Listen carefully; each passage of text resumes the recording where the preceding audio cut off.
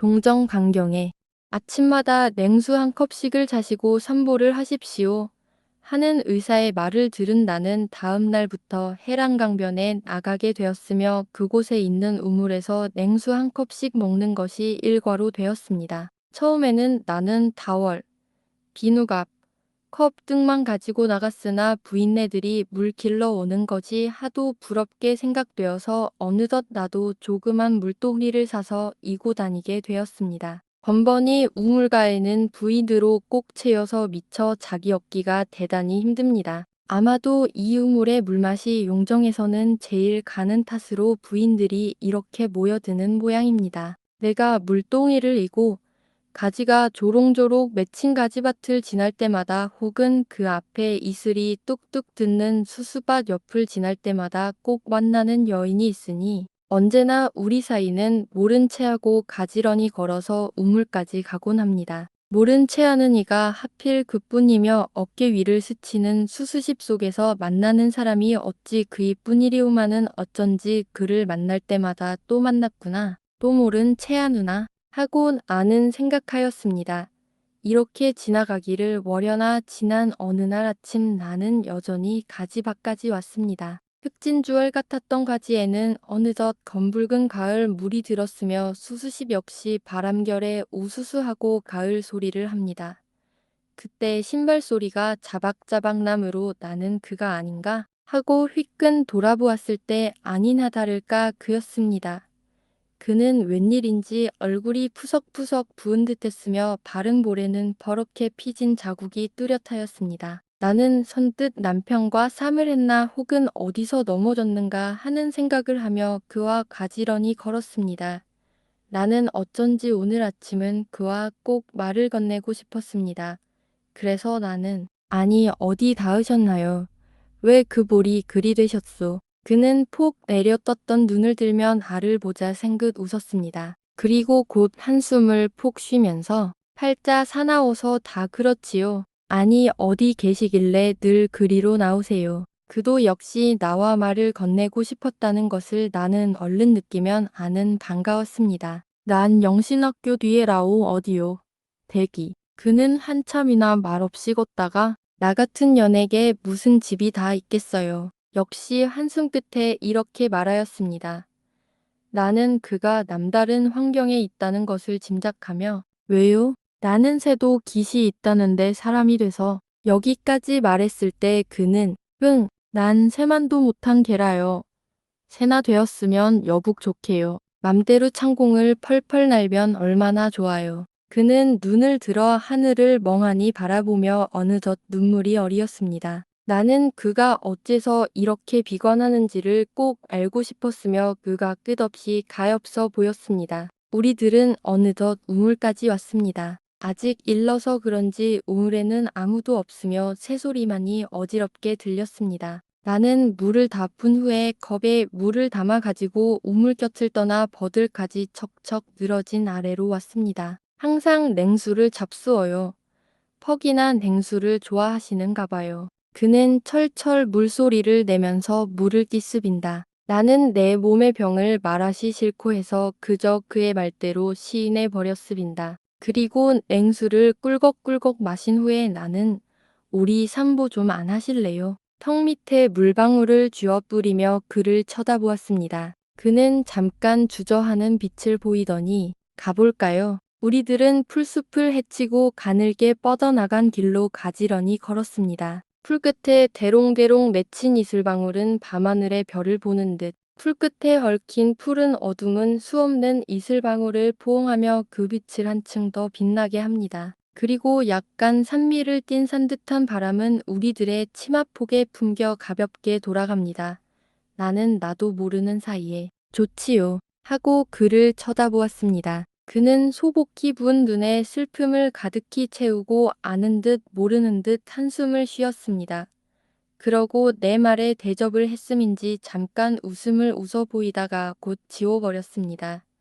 나는 어째 저가 저리도 슬퍼하는가 하며 그의 얼굴을 다시금 쳐다보았습니다. 머리 위에는 여전히 새 무리들이 조잘거리고 백냥나무 가지가 빽빽히 들어차 하늘도 보이지 않습니다. 오직 푸른 어둠을 헤치고 뚜렷이 보이는 회백색의 표피를 가진 백냥나무가 올라라 올라라 하늘 끝까지 닿을 듯 마디 하나 없이 쭉 올려 뻗치었습니다. 나는 언제나 저 백냥나무를 바라볼 때마다 이상에 불타는 청년들을 문득 생각합니다.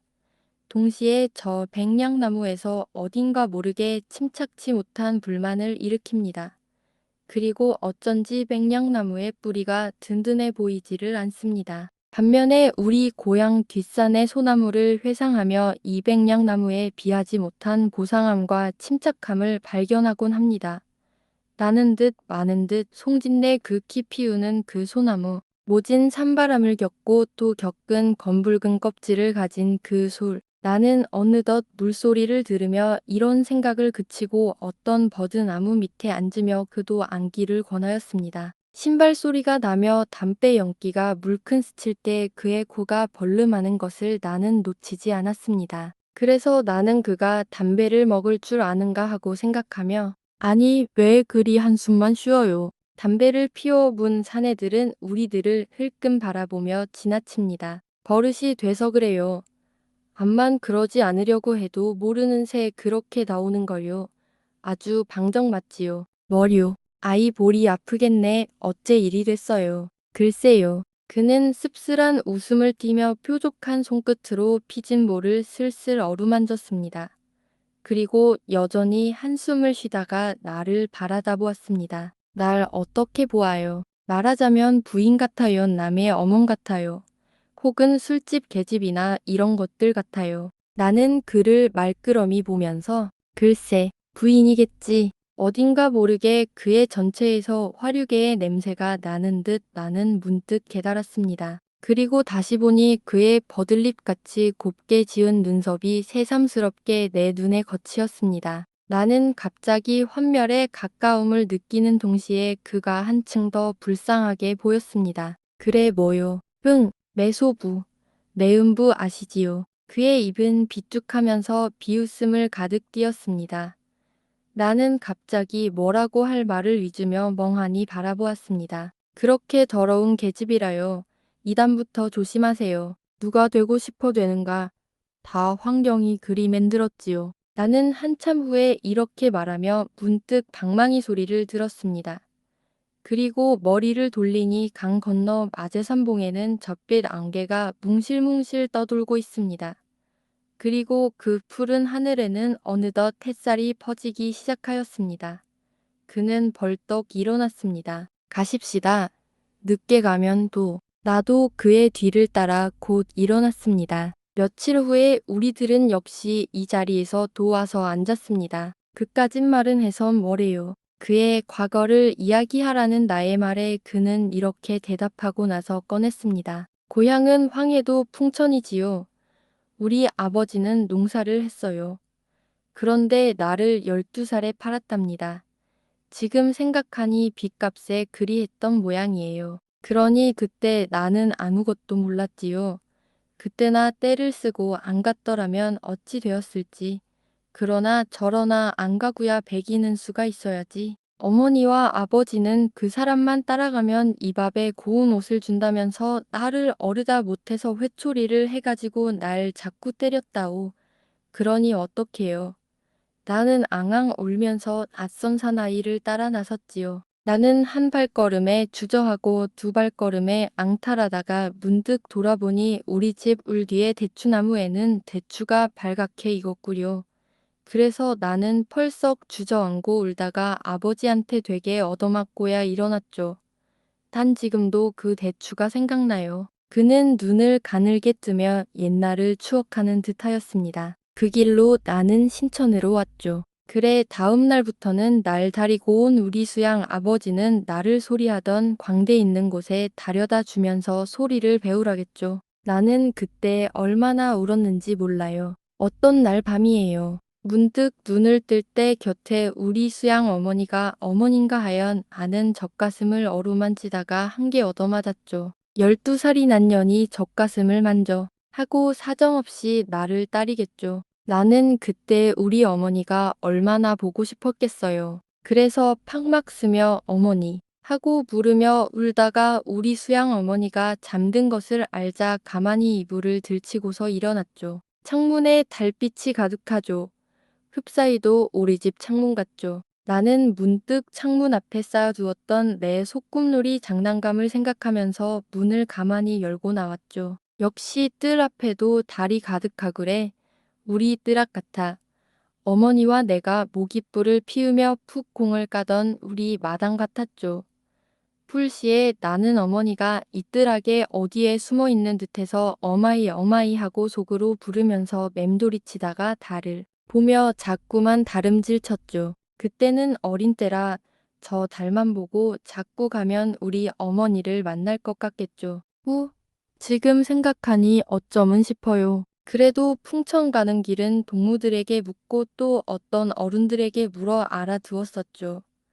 그래서 그 길로 자꾸만 다름질 치다가 우리 수양 아버지가 어떻게 알고 따라와서 얼마나 매를 따렸다고요. 그 후부터는 감히 나갈 생각은 못했지만 그래도 해가 비링비링 서산에 넘어갈 때나 달이 창문에 환할 때는 우리 어머니가 보고 싶어서 안타까워요. 아이 무엇 같다거나 할까? 목 마픈데 물 먹고 싶다거나 할까? 아니 그것보다 더해요. 그저 덮어놓고 어머니가 보고 싶겠죠. 더구나 길게 돌아간 행길을 볼 때마다 이게 우리 집 가는 길인가 싶어서 자꾸만 그 길로 달아나고 싶었어요. 그러던 것이 차츰 자라니 좀 나아지겠죠. 그때는 벌써 아리랑 타령을 하고 사내들 앞에서 아양을 피우지 않으면 안 될 신세가 되었죠. 아이고 그까짓 말 그만둡시다.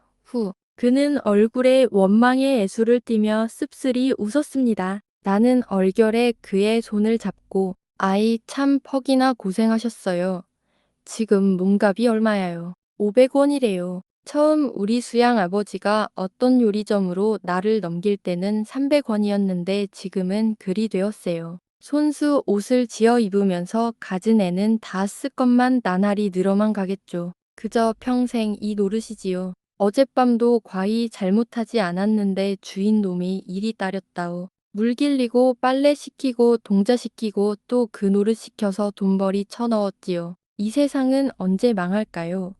그저 대포로 모두 쾅쾅 놔버렸으면 그의 눈에는 불이 번듯 일어났습니다. 한참 후에 나는 웃는 말 비슷이 아니 연인이 없어요. 연인이 상당하면 몸값을 치르고 나오는 수도 있두먼두. 연인, 날 같은 신세에 연인이 어디 있어요. 사내들이 사람 같아요. 모두 개새끼같이 밖에는 내 눈엔 안 보여요. 그저 그것밖에야 알아요. 사내흥. 나는 얼핏 나의 남편을 생각하며 싫은 생각이 들었습니다마는 지금 그의 처지로서는 사내들을 이렇게 저주하지 않고는 못 견딜 것을 나는 깨달았습니다. 나는 어디까지든지 그가 불쌍하였습니다. 그가 보통 유녀와 같지 않고 어딘가 모르게 침착함을 가졌으며 남자에게 꺾이지 않을 듯한 그의 성격이 나로 하여금 그러한 맘을 일어나게 하는 것이었습니다. 내가 18살에 어떤 사나이를 교제해가지고 그 사나이에게 나의 온갖 힘과 정성은 다 들였어요. 부끄러운 말이지만 이 손 보세요. 단지까지 했더랍니다. 그는 언제나 쥐고 있던 손을 내보였습니다. 한숨을 길게 쉰 후에 내가 손님들에게서 받은 돈을 푼푼히 모았다가 그가 오면 주인 몰래 그의 포켓에 넣어줄 때만한 아는 얼마나 장래를 약속했겠. 어리석은 것은 계집이라요. 그는 어떤 여학생과 혼인을 했겠죠. 자, 일어납시다. 그는 벌떡 일어납니다. 그는 이야기하면서도 마음은 놓지 못하는 모양입니다. 나는 그의 손을 잡고 우리 집에도 한번 놀러 오라고 신신 부탁하였습니다. 그 후로 우리들은 틈만 있으면 이렇게 산보하면서 나는 그를 어디까지든지 동정하였습니다. 나뭇잎이 뜨락쓰는 어느 날 밤이었습니다. 나는 불을 막 끄려는데 문 밖에서 형님 자오? 문 좀 열어유. 하는 소리에 나는 벌떡 일어났습니다. 그리고 산월인 것을 짐작하며 달려 나갔습니다. 웬일이요? 이 밤중에. 아니 또 매를 맞았어. 나는 방 안으로 들어오자 그의 피투성리한 볼과 흩어진 머리카락을 바라보았습니다. 그는 남편에게 인사를 하고 가만히 앉았습니다. 그의 손에는 조그만 보찜이 쥐어 있습니다. 형님, 난 나갈래. 그의 눈은 빛났습니다. 나는 전날 어떻게든지 기회만 봐서 도망이라도 하면 내 여비 같은 것은 담당해 주마던 기억이 얼핏 떠오르며 저가 여비를 구하러 왔구나 하며 버쩍 싫은 생각이 들었습니다. 남편도 눈이 둥글해서 그를 쳐다보았습니다. 가기는 어딜 간단 말야 갑자기. 나는 불쑥 이런 말을 하였습니다. 그리고 어제 수에 구대 음악회에서 3원을 기부하였는데 또 돈 쓸 일이 나지 않는가? 그러려면 이 달에 살기가 좀 어려울 터인데 필시 이 달엔 저금은 못하지. 하는 속 궁리가 뒤를 이어 내달았습니다. 그는 언제까지나 잠잠히 앉았습니다. 그러나 그의 얼굴빛은 시시로 달라지는 것을 나는 보았습니다. 가두 말야.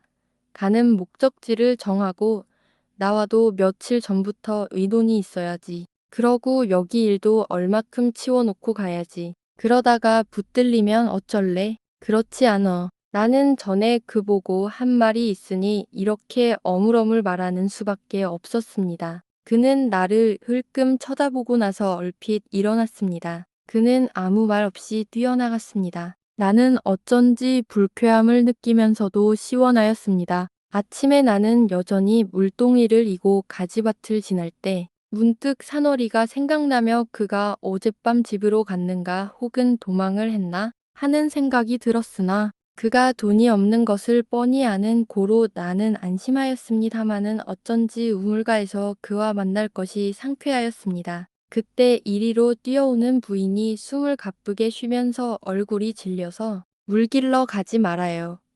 사람이 빠져서 아이저 그 예쁘장한 아니 왜 함께 다니던 그이 말요. 그이가 죽었어요. 나는 그 순간 아찔하였습니다.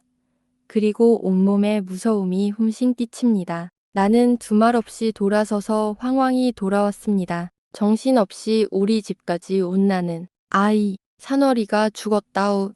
여보 남편도 벌떡 일어났습니다. 뭐야? 산월이가 어디서? 우물에 빠져. 나는 무섭던 김에 왈칵 남편에게 매달리며 산월이가 죽었대요. 불쌍해. 하고 나는 목을 놓아 울었습니다. 그리고 그가 그렇게 속히 죽게 된 원인은 내가 말로나마 동정을 해서 죽었는지 안 해서 죽었는지 어느 한 가지에 있으리라고 나는 얼핏 느꼈습니다.